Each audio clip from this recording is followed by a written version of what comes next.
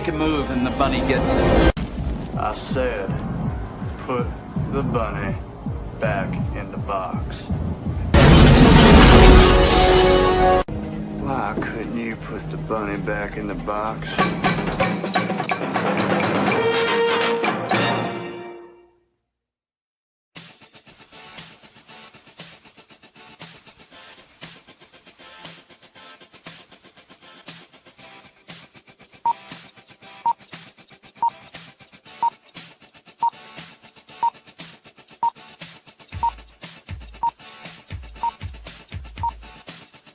It's showtime.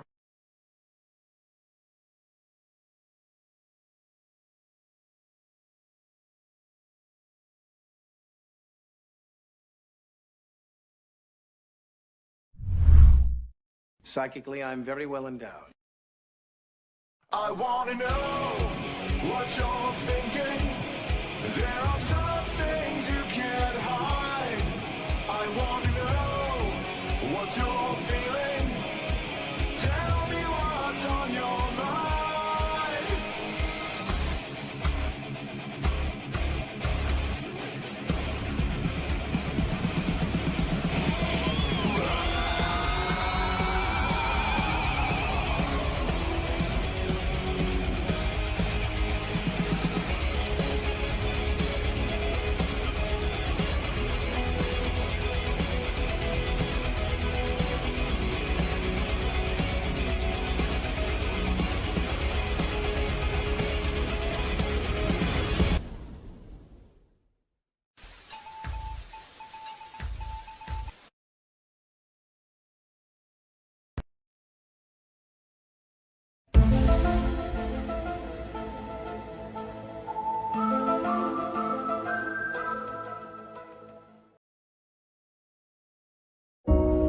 Welcome to Los Angeles. Have a very Merry Christmas. So your lady live out here? About the past 6 months, Why'd you come with her, man? What's up? 'cause I'm a New York cop. Can't just pick up and go that easy. John, I missed you.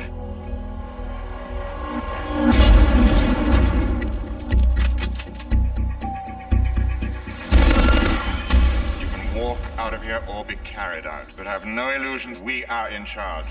Think, damn it, think. We've got a fire alarm. I thought I told all of you I want radio silence. Sorry, I didn't get that message. Mayday, terrorists have seized the Nakatomi Plaza. This channel is reserved for emergency calls only. Do I sound like I'm ordering a pizza? Possible crane call. Check the area, confirm. No signs of disturbance, dispatch. Welcome to the party, pal! Do you really think you have a chance against us, Mr. Cowboy? Yippee-ki-yay. You hang in there.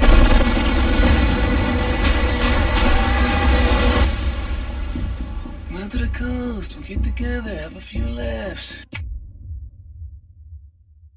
The trailer initially had, I think it was Beethoven's Ode to Joy in the background, and the tagline was, "It will blow you out the back of the theater," you know, and it was just incredible, one of the best trailers I've ever seen. But look at the okay, John McClane is a basically an ordinary ordinary cop in Philadelphia. He's out to visit his ex-wife. I think it was his ex-wife, or at least divorced wife, or whatever, or wife he's divorcing, or whatever. So they're estranged in some way. I can't remember. It's been a while since I've seen the movie, but while he's out there, the whole place gets taken over by Hans Gruber and his group. Alan Rickman's first role, believe it or not. He was that good out of the box, so pretty incredible. But he's completely, totally ordinary cop, you know. I think he had some military, but for the most part, he just came across as just ordinary guy, just ordinary balding middle-aged guy, you know. and Bruce Willis has also had that. You know, that's one of the reasons. That's one of the things that made him a great, incredible action star. is just a very relatable guy. But what made this revolutionary was at the time we had like the Schwarzenegger, Stallone, Van Damme, Seagal, I think was in there. But Action Star, which was, they weren't reluctant at all. They were basically, Rambo was pretty reluctant. But for the most part, he was a man of violence. And so when he was called to violence, he was pretty much ready to go. But somebody like John McClane, he's just this ordinary cop. He just got stuck in this place and had to act in extraordinary ways. Reginald Van Johnson was the cop that he was communicating with the whole time. And, I think his Family Matters was the show he was the father on, Carl Winslow, I think. But they had a great chemistry. But Reginald Bell Johnson's character was an ordinary beat cop who just got called to check out this prank call, and then had a body thrown through his dashboard. I mean, it's like, whoa. So, and Bruce Willis was kind of like, I got to get cops' attention, so this will get cops' attention. But here he is. He's like stuck on the inside. He's on his own, and all these guys are mercenaries. I mean, they're all trained terrorists, and a lot of times he got his butt kicked. This is a memorable scene. Here you go. John McClane, you still with us? Yeah. But all things being equal, I'd rather be in Philadelphia. Chalk up 2 more bad guys. Well, the boys down here will be glad to hear that. You know we got a pool going on you. What kind of odds am I getting? You don't want to know. Put me down for 20. I'm good for it. Hey, pal. You got flat feet? What the hell are you talking about, man? Something had to get you off the street. What's the matter? You don't think jockeying papers across a desk is a noble effort for a cop?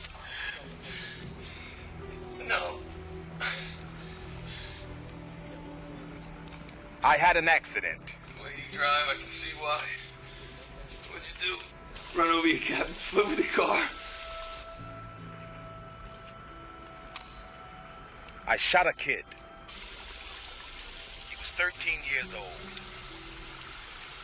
Oh, it was dark. I couldn't see him. He had a ray gun, looked real enough.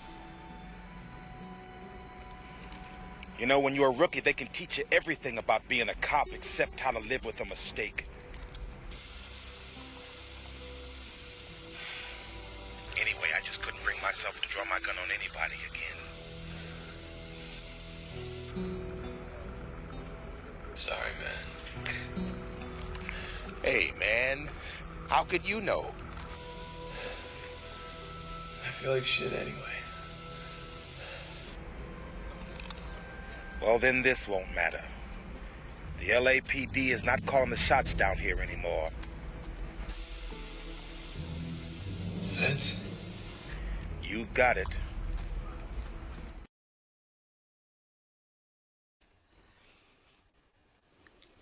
Well, see, you saw that in him. He was wore out. He's exhausted. He's pulling glass out his freaking bare feet. This is not somebody that's winning at the moment. He is somebody who looks vulnerable. Looks like somebody. He was reacting like we would react. I mean, I think about the Arnold Schwarzenegger, Stallone, all those movies. Even Chuck Norris. I think Chuck Norris was doing movies at that time. But they never looked like they were tired. They never looked like they were worn out. They never looked like, well, crap, I don't know if I'm going to make it through this. And so Die Hard was kind of like the ordinary man's movie.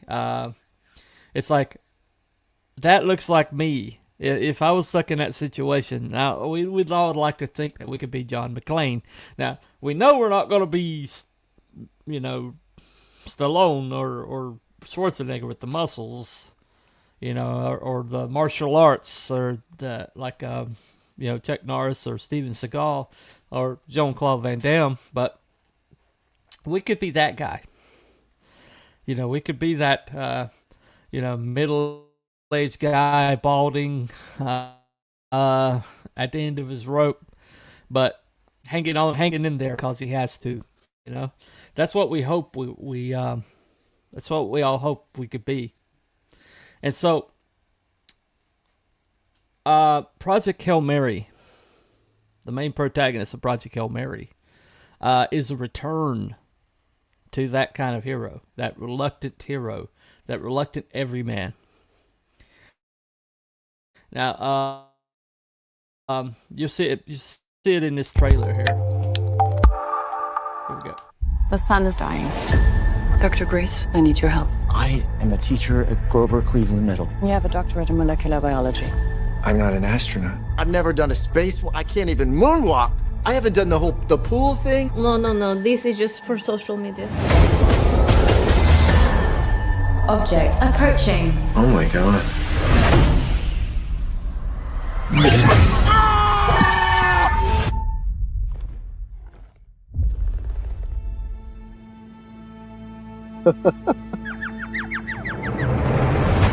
So, I met an alien. I'm Grace. I'm gonna call you Rocky.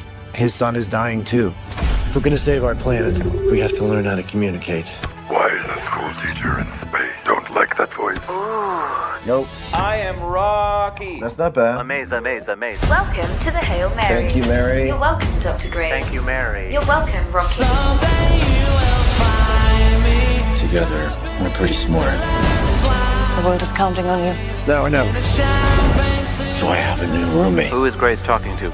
There's no way you can hear me right now. Can hear. Oh my god. I'm not heroic. You just need to find someone to be brave for. You are the bravest human I have ever met. Is joke. I only meet one human, and is you. I get it.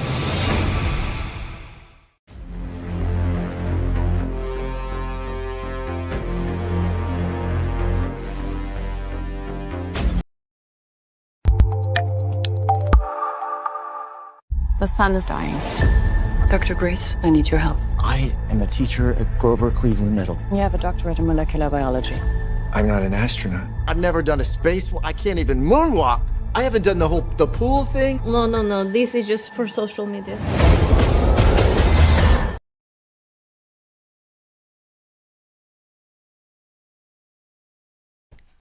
Didn't mean to do that twice. What was that, 3 times?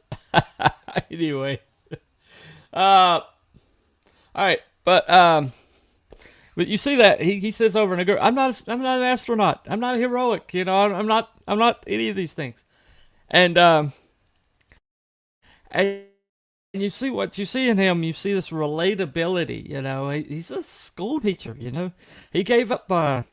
In the book, he's a molecular biologist who kind of like decided to just completely tank his whole entire career out of frustration, and then just like ran away from it and became a school teacher. But his paper, basically everybody hated and got him ostracized and kicked out of the community. It was the very paper that Eva Strat saw and says he might know something that other people don't because he thinks outside the box, and I need that. But that's how he got into Project Hail Mary and kept him there help. That his kids were going to die in 30 years, the kids that he was teaching, and so out of love for his school kids, but he didn't. He wasn't volunteering for anything. But it's in the book, it's in the movie. This is a little bit of a spoiler, so if you haven't seen the movie yet or read the book, you might want to click off, okay?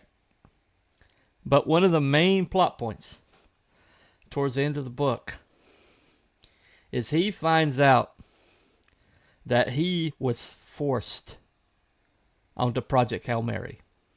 You know, the two scientists ahead of him both died in an accident at the same time. And he's the only one that's up on the program and you know, has the knowledge necessary. And so they give him they basically ask him to join the mission, and he turns them down. Even though he knows that, you know, he's going to die with everybody else, he just, you know, he can't stand the thought of a one-way trip of guaranteed death. And so he turns them down. But Strat, who's like determined to save the world, she knows he's the only option they have. And so she forces him onto the Project Hail Mary. But his memory doesn't come back till after he's been being heroic a long time.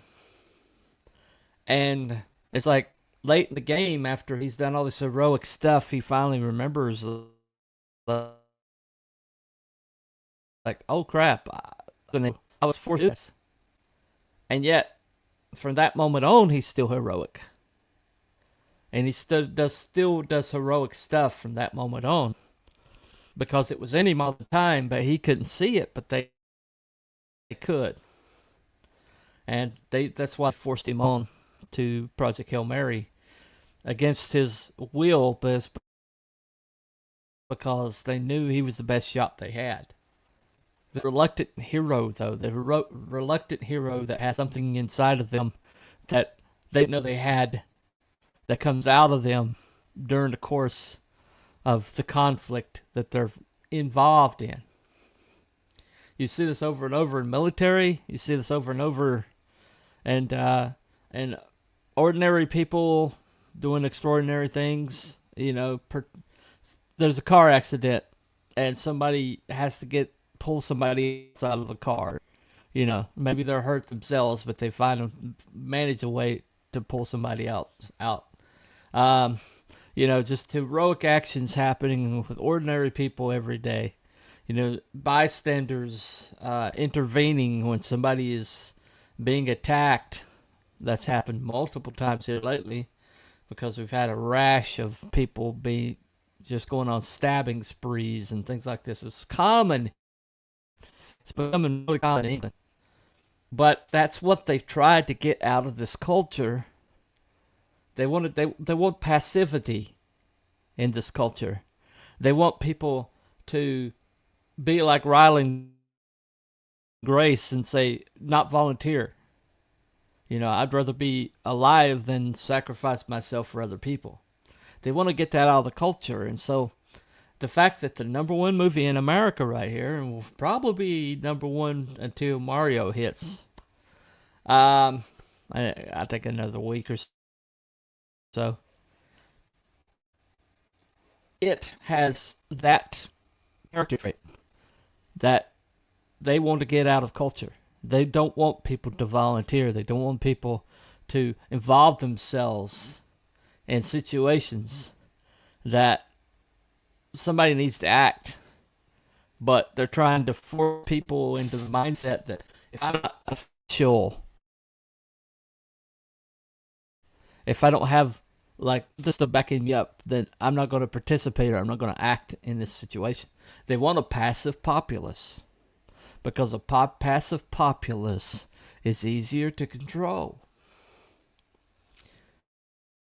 And so when you like Ryland Grace, you know, the world's going to end if we don't do this. I'm sorry, I'm a coward. I still can't do it. Oh, yes, you are. You know, drag him on there. But what happens once he wakes up? He doesn't remember his act of cowardice. All he knows is that he's here, that something has to be done, and he is the only person there. Well, the only person until this happens.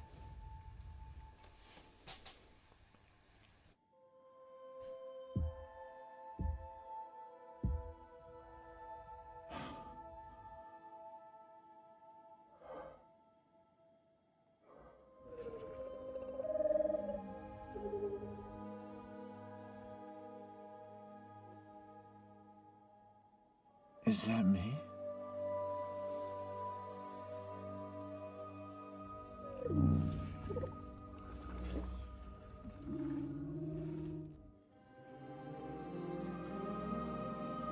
My ship.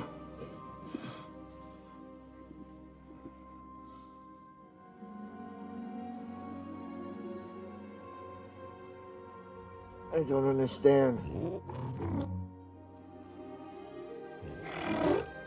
Oh, you want me to go back in my ship? But I just got here. Oh, okay. Okay. I'll talk to you later. Bye.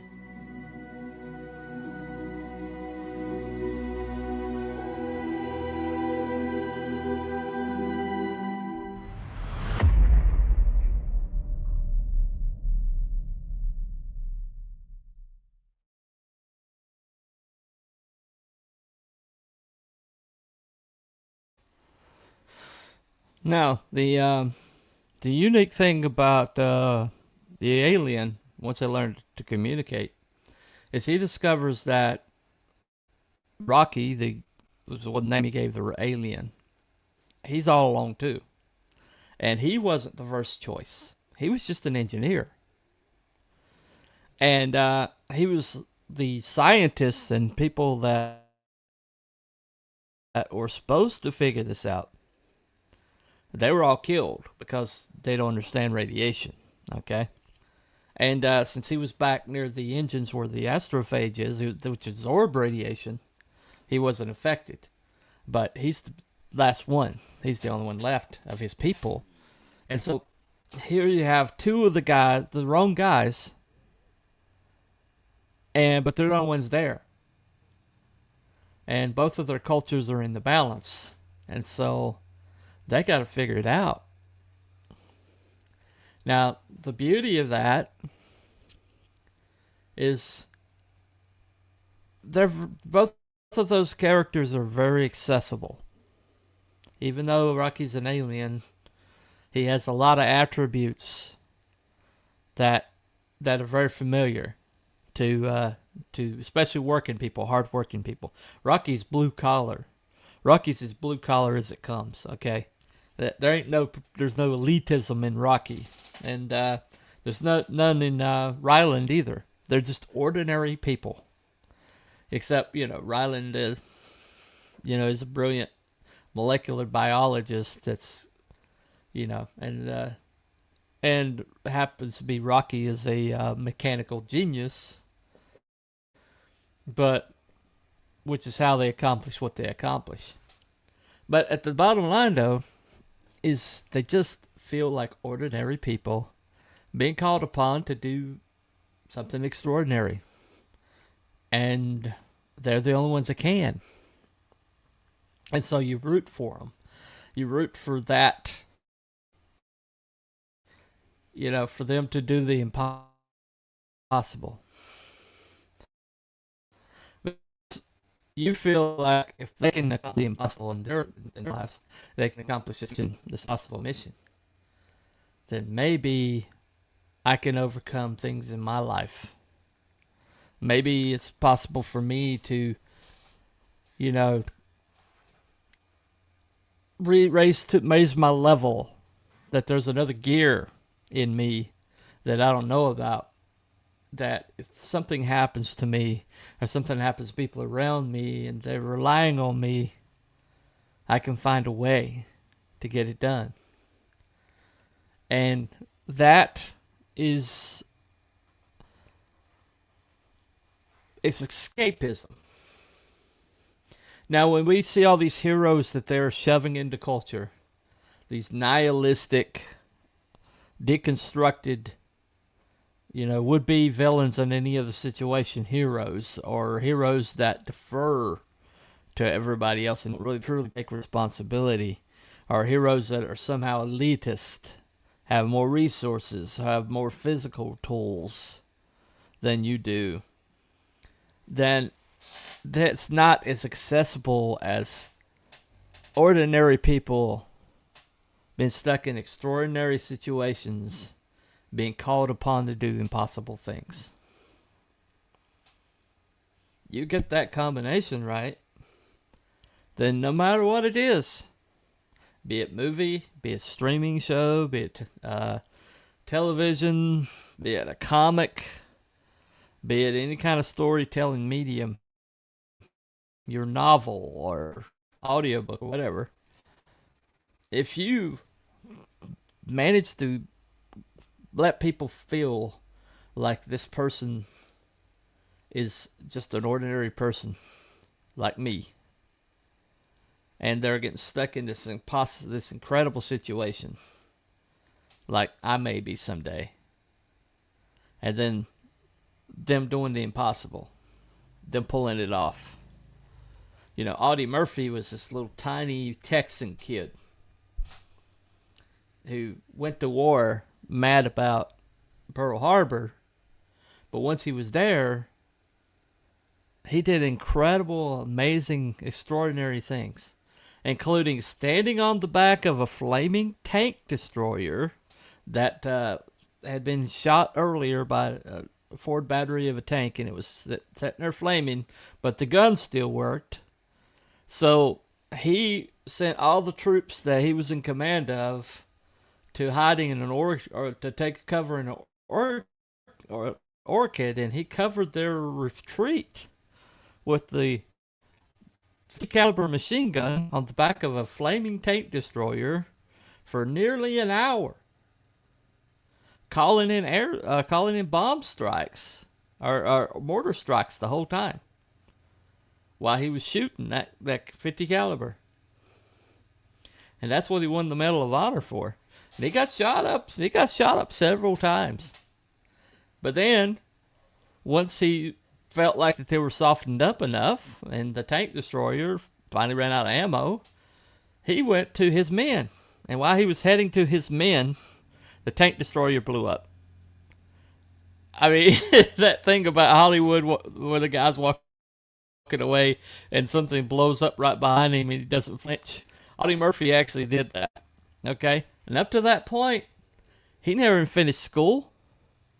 He didn't have a full-time job. He was picking cotton with his uncles. And he was just an ordinary person in the Great Depression. And he got pulled over to the European theater.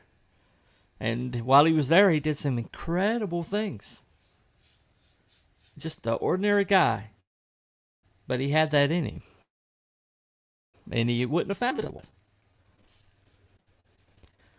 So when you see this reluctant hero trope that Ryland Grace is a perfect example of, John McClane is a perfect example of. When you see that kind of heroic trope, it makes you feel like maybe I have it in me too.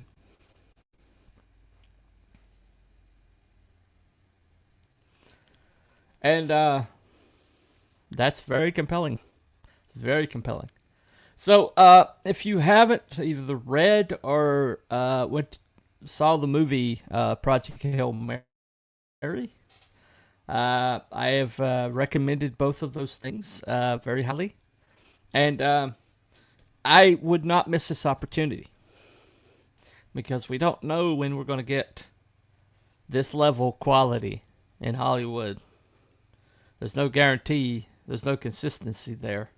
Because we thought Top Gun Maverick might be a turning point. And look what we got since Top Gun Maverick.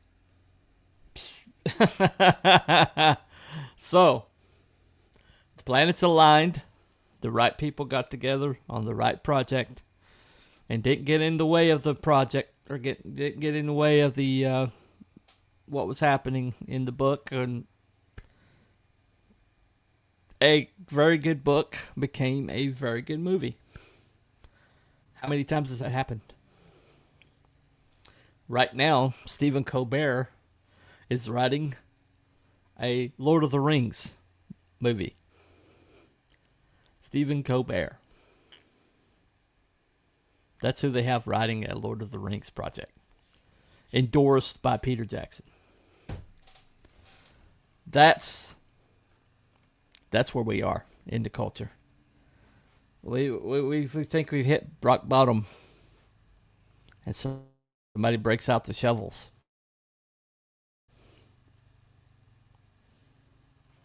So, we believe that we can make our own stuff.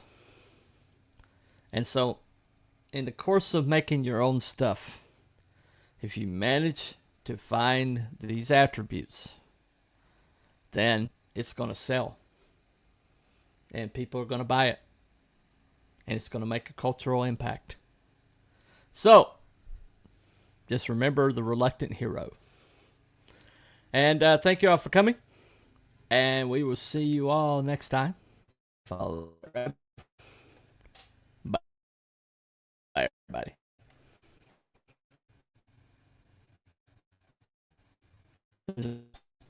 Hold on. There it is.